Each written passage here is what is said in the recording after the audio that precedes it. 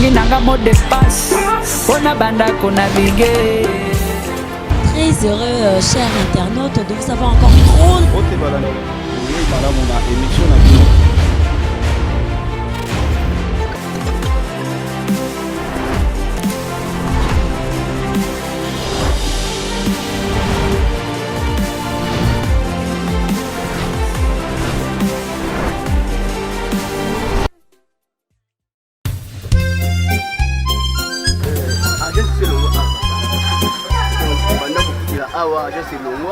Papa bengana bango ba seba batik tout papa bomeli siffler tomeli siffler Kamakande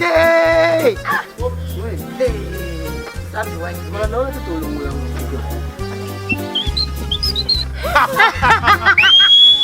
Amélie siffler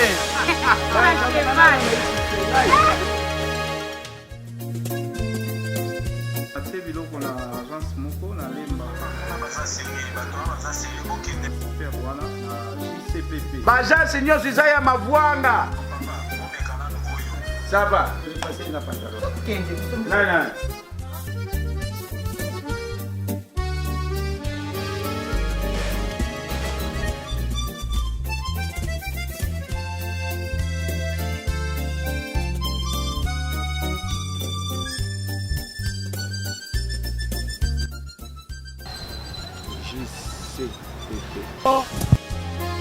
Nina yo malamu tu ya kuzwa bilo. Na moni yangu peke. Mona yangu lukula boni. Yangu wana. Yo. Bonjour papa et maman. Ah bonjour. Prenez place. Ah? Prenez place. Ah merci. Bofanda. Ah kuvanda. Pesa biso code na bino. Code yangu wana. La mon keka papa. C'est Makaya Mayuma. C'est ngai yote o. Ngai nde. ça carte de lecteur papa. Papi. Logo ya deux colis oyo hein. Papa Makaya Mayuma, tala Makaya Mayuma. Papa, bo baloka na sima na dépôt boza biloko na. Yewana JCPP mokonzi ya ba agence nyonso yende kilo ya makambo ya kotinda biloko pe kozwa ata oza na nombre ba conteneur eboni tala dépôt na biso okomona confiance. JCPP la rapidité, la sécurité. Oh ya c'est kolela ya bato makambo la bino souci ya ba agence sili et pas na biso tala biloko eko kita moto aza na esengo kuna tozwami wapi toza na France toza na Suisse toza na Allemagne tala bato bakosepela azwi andimi te epai na biso Pourquoi les fonctionnaires crient au scandale aujourd'hui pour leur impayement de salaire de 11 à 50 mois? Et pourquoi 8 ans dans notre pays? À toutes ces questions, Aimé Lambala, qui est conseiller expert financier, qui est toujours avec nous, à côté des jeunes, pour orienter les jeunes, dans ce magazine que vous aimez beaucoup. Monsieur Aimé, bonjour. Bonjour. Vous n'êtes plus quelqu'un à présenter. D'entrée de jeu, dites-nous pourquoi les jeunes n'ont pas facilement les crédits autant dans notre pays. Parce que c'est simple, aujourd'hui, pour avoir un crédit, c'est le banque commercial. On en a beaucoup, tout le monde peut y aller, demander un crédit. Et ça, on va l'octroyer, mais pourquoi on ne donne pas? Bon, là, c'est cas par cas, je ne sais pas si c'est juste ou pas, parce que vous avez droit à un crédit. Comment? Vous travaillez, vous avez tout ce qu'il faut, on vous octroie un crédit. Malheureusement, ici chez nous, le taux est exorbitant, 14-20%. Récemment, je vais le gouverneur de la Banque centrale, il était content de dire qu'il a baissé le taux directeur de 14. Je ne sais pas pour combien de temps les banques commerciales ont filé le crédit aux commerçants, aux jeunes pour créer une nouvelle entreprise, parce qu'il y a trop de textes derrière. Je crois que pourquoi ils n'ont pas de crédit? Parce que la Banque centrale, en soi, ne joue pas ce rôle.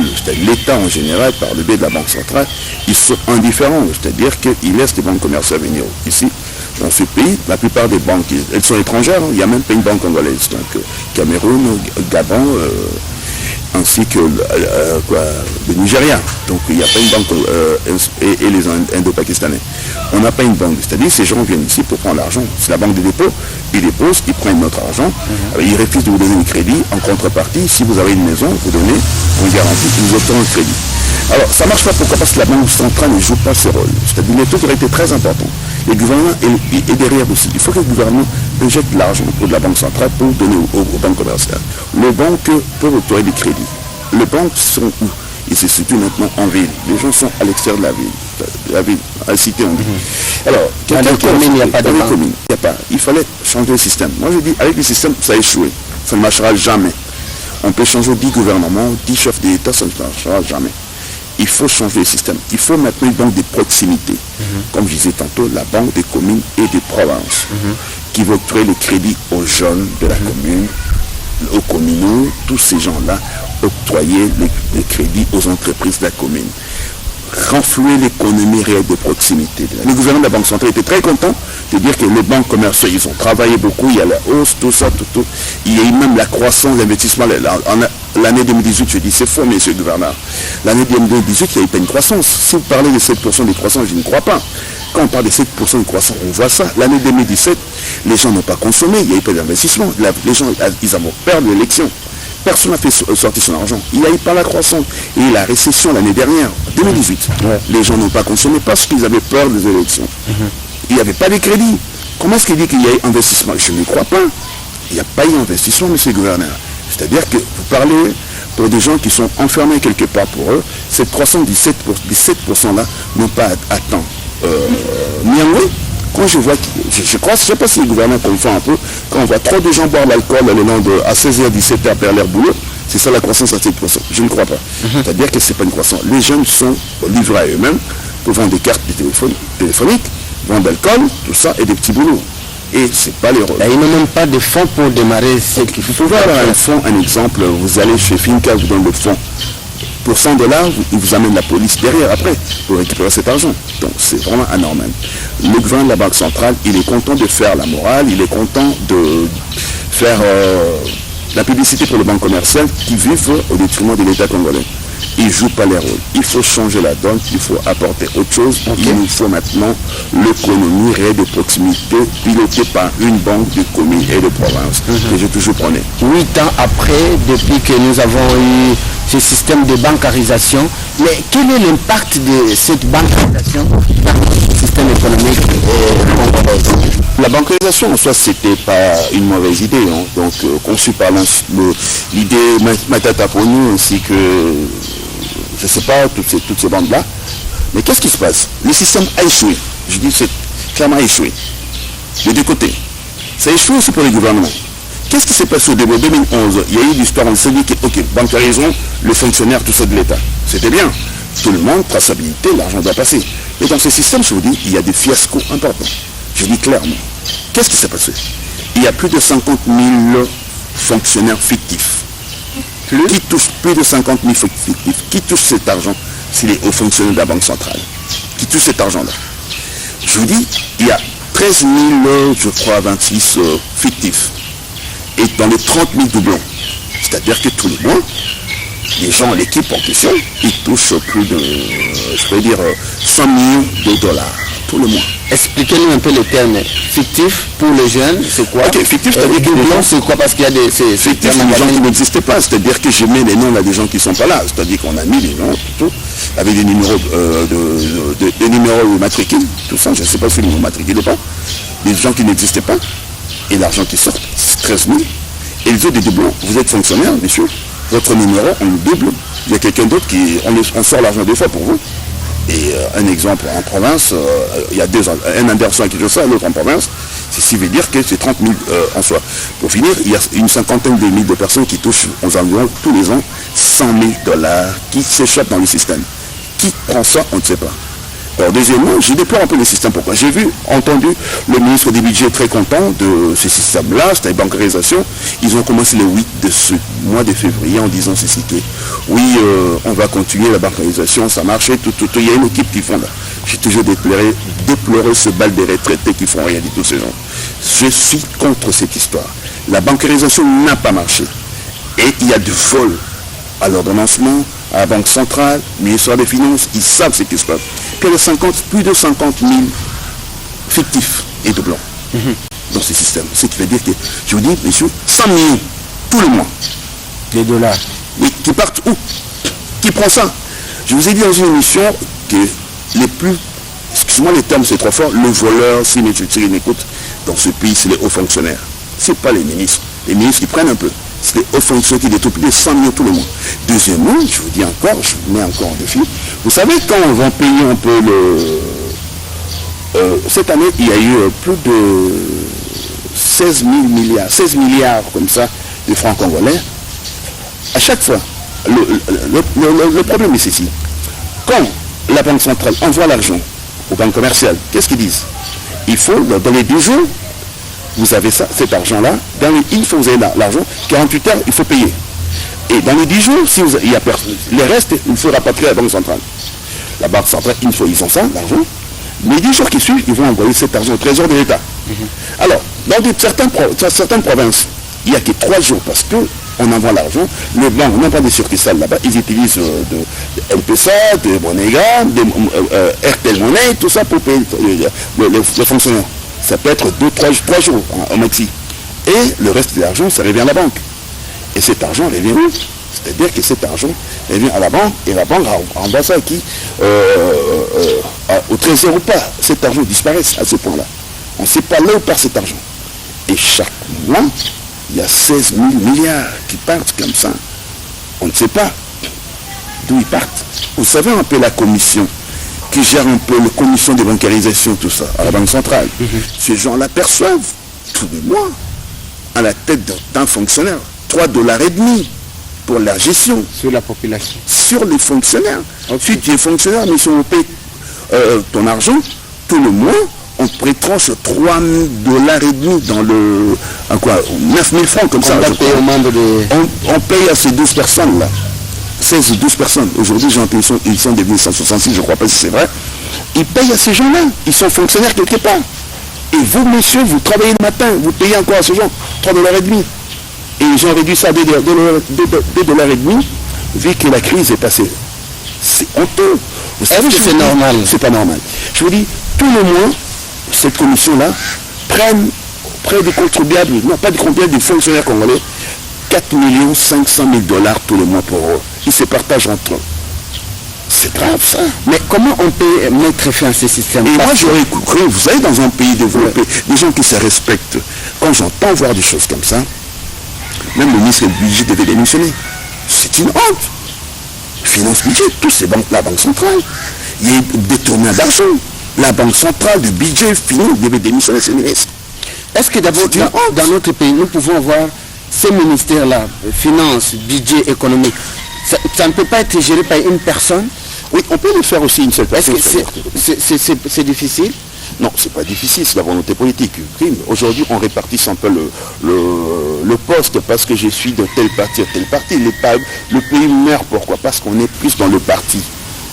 Même un bon rien, il est là pour gérer la chose publique, parce que des politiciens. On est dans le tel ministère. Je ne kiffe pas tous, je dis que ça peut arriver. C'est-à-dire qu'il y a des choses, le ministère d'économie, des budgets et des finances. Ok, on fait le compte. Le ministère de l'économie, qu'est-ce qu'il fait? Il régule que le prix. Oui. Le prix, tout. Mais après, quand toi tu vas acheter à l'extérieur, tu reviens ici, on te dit vendez à tel prix. Et le ministre des Finances qui t'attend, il dit que moi je veux, l'impôt c'est ça. DGI, DGA, il te taxe. C'est ça, il faut payer. Il devait payer. Est-ce qu'il a l'économie là qui a fixé les prix? Il sait combien est-ce que tu as acheté ça, les taux de dollars qui dégringolent de temps en temps? Il ne sait pas. Qu'est-ce qu'il faut faire? Il faut un ministère puissant des finances et budget et de l'économie. Même qui est des ministres délégués de finances, d'économie et de budget.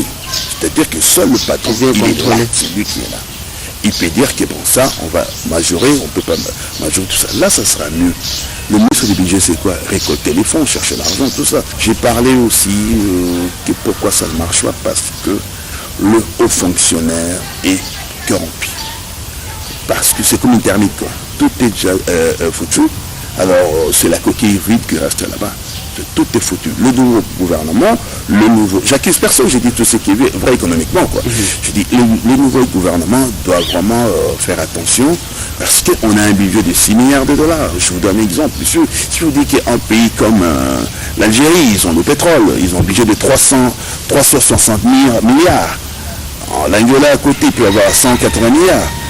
Et l'Algérie, l'Angola, ils ont que le pétrole. Nous, on a ces bombes, tout ce qu'on a comme matière première. On n'a que 5 milliards, à peine, même pas 5 milliards. C'est une honte.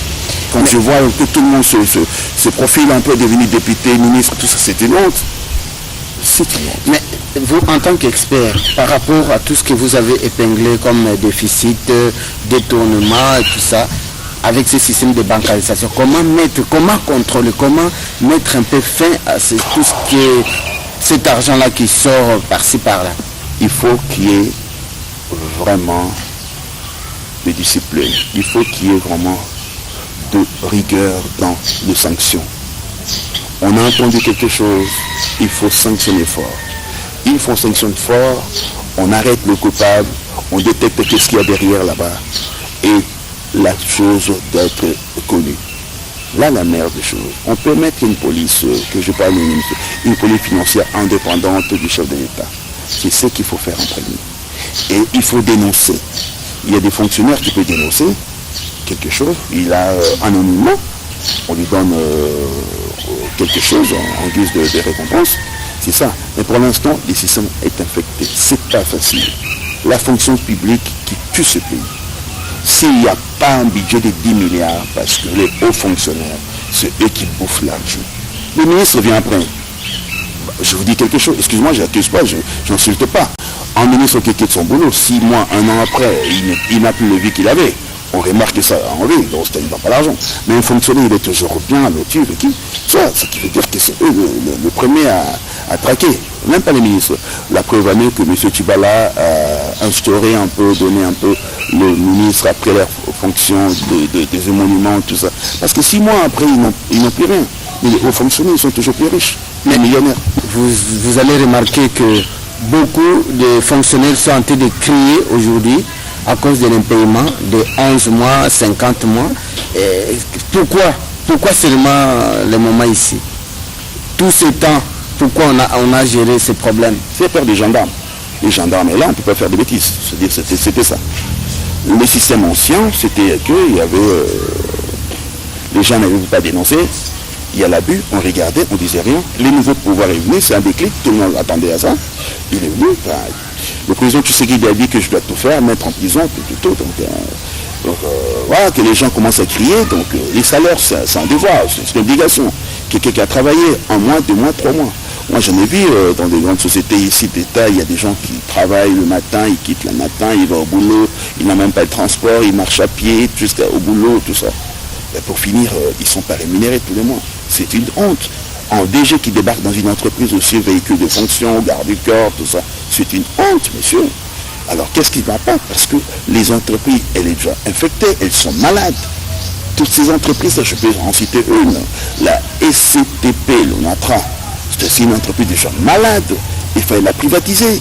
Il y a trop de monde, il faut le faire partir à la retraite. Certains, ils m'ont dit, une fois j'étais voir les DG, ils m'ont dit, on n'a pas d'argent. Il y a l'argent ici, on peut l'injecter. Il y a l'FPI qui est dans l'argent fictif qu'on ne voit pas la couleur après.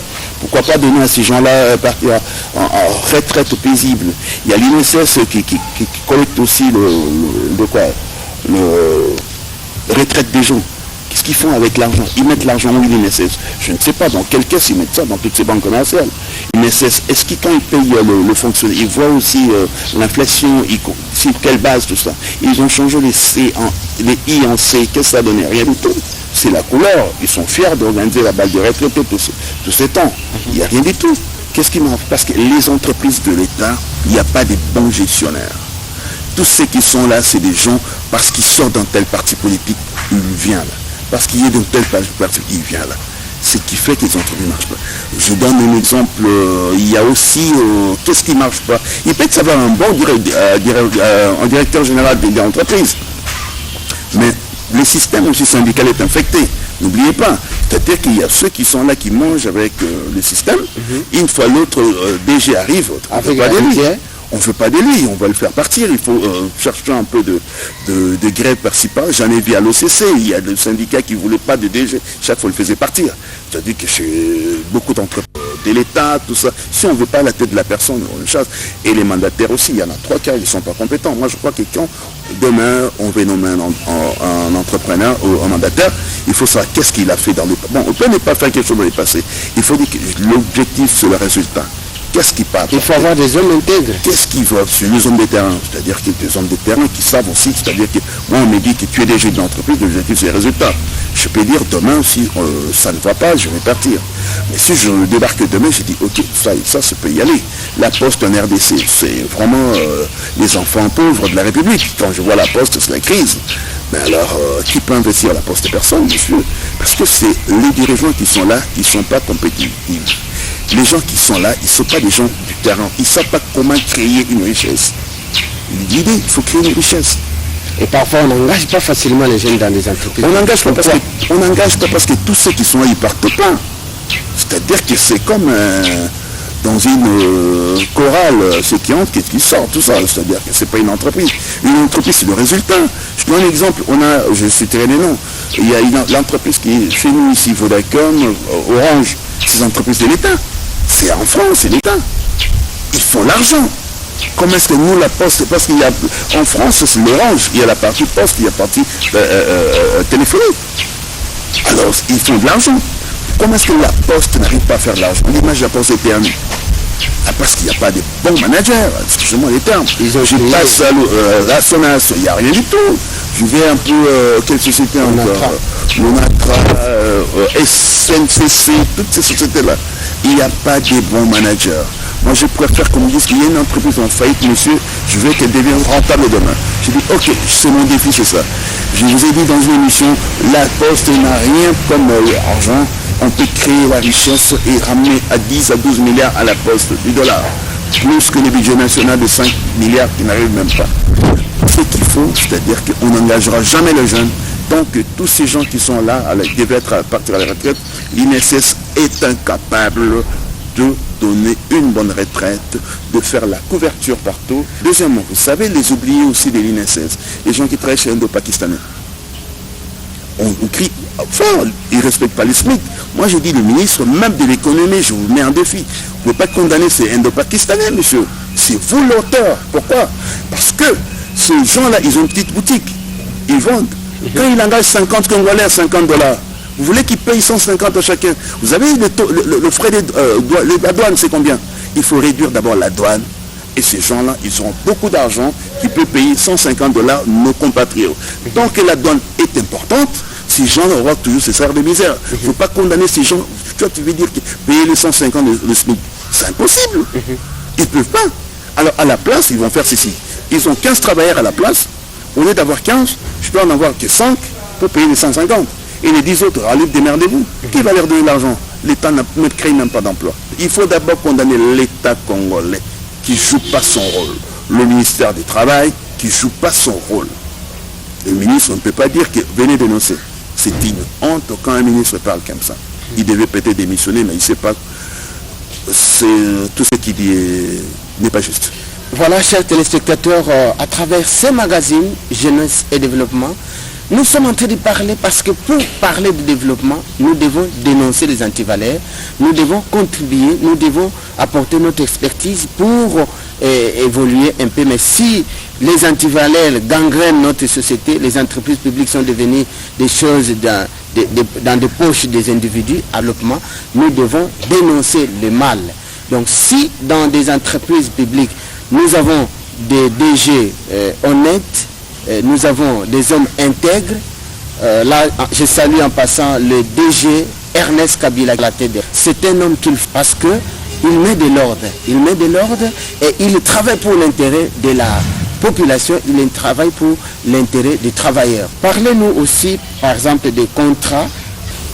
Est-ce que ce contrat est bénéfique aux Congolais ou bien c'est seulement pour quelques personnalités?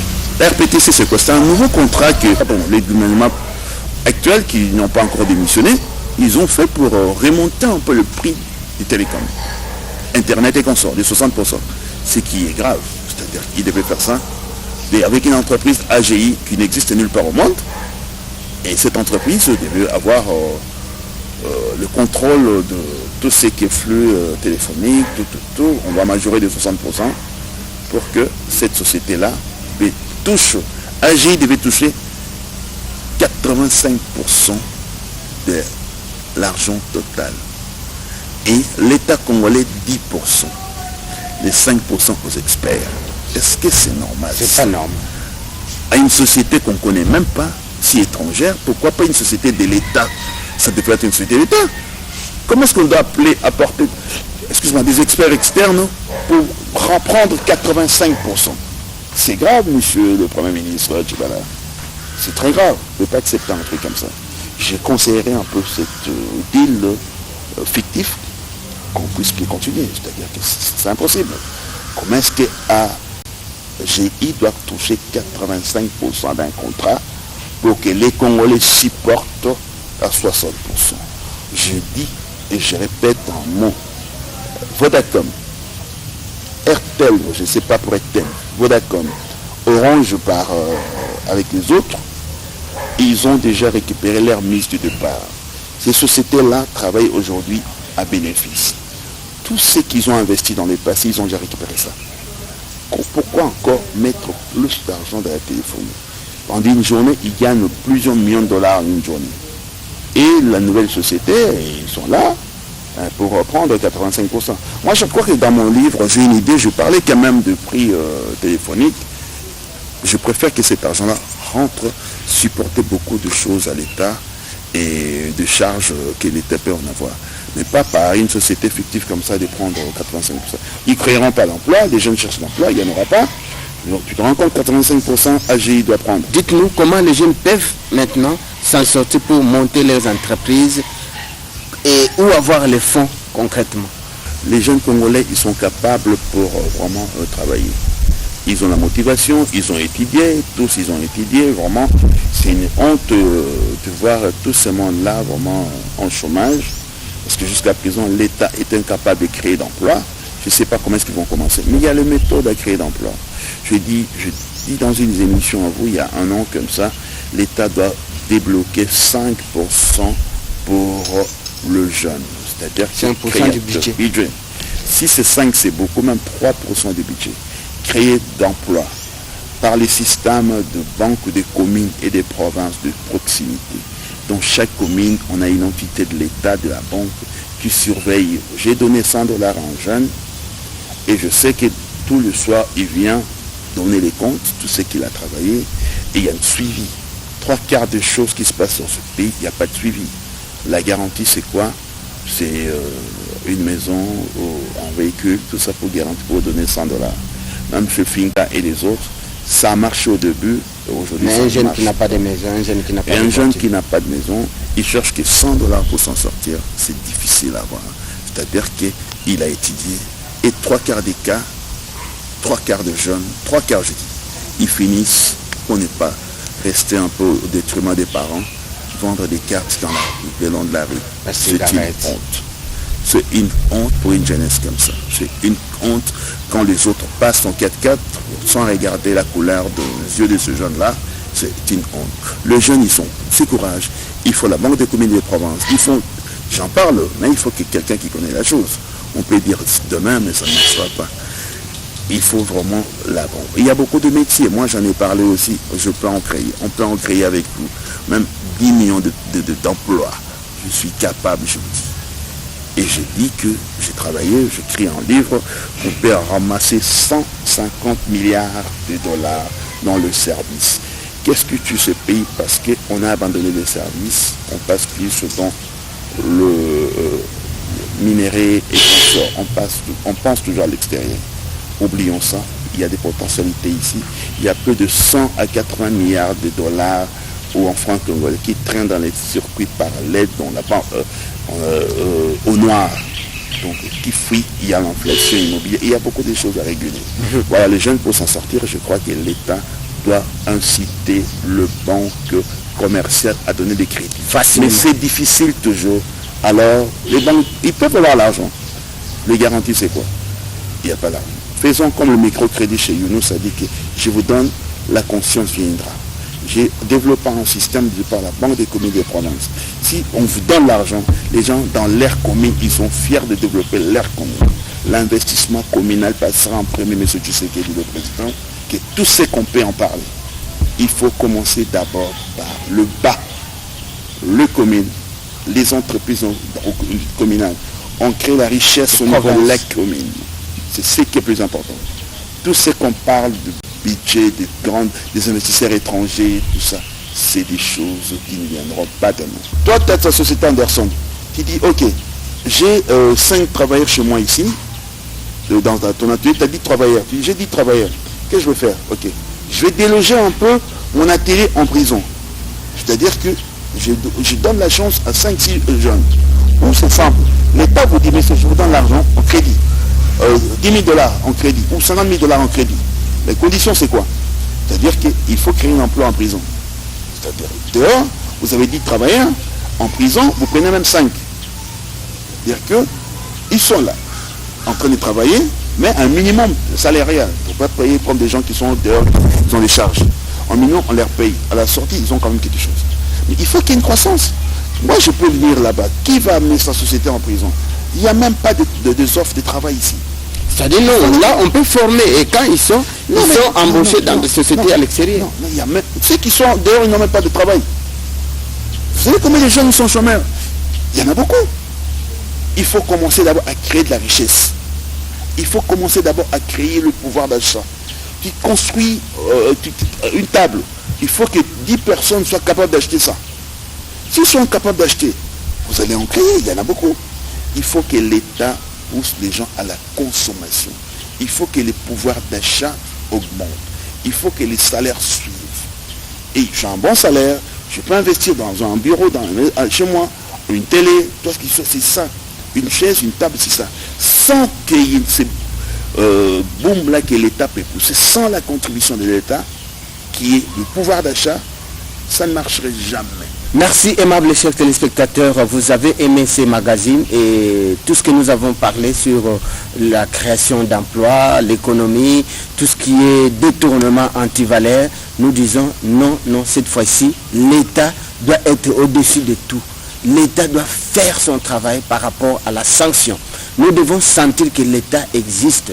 L'impunité doit être bannie dans ces pays pour que le développement puisse vraiment atteindre sa vitesse. Parce que nous avons tout, nous avons de l'argent, mais parce que les gens ne sont pas punis, les gens ne sont pas inquiétés de tout ce qu'ils font. Et c'est pourquoi que nous ne pouvons pas espérer au développement. Merci à l'équipe technique, merci à la réalisation. Bonne suite des programmes sur la RTNC.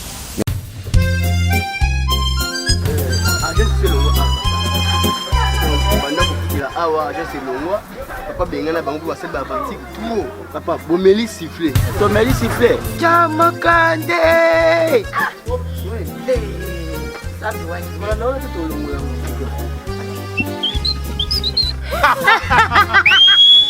Amélie sifflet.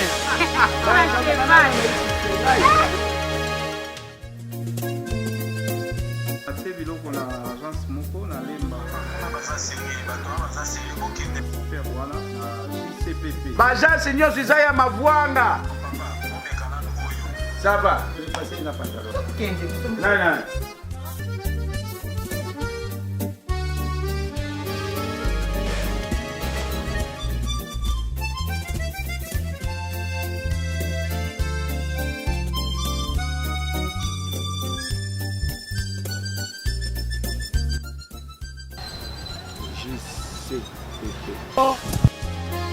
Nina yo malamu tu ya kuzwa bilo. Na moni yangu peke. Mona yangu lukula boni. Yangu wana.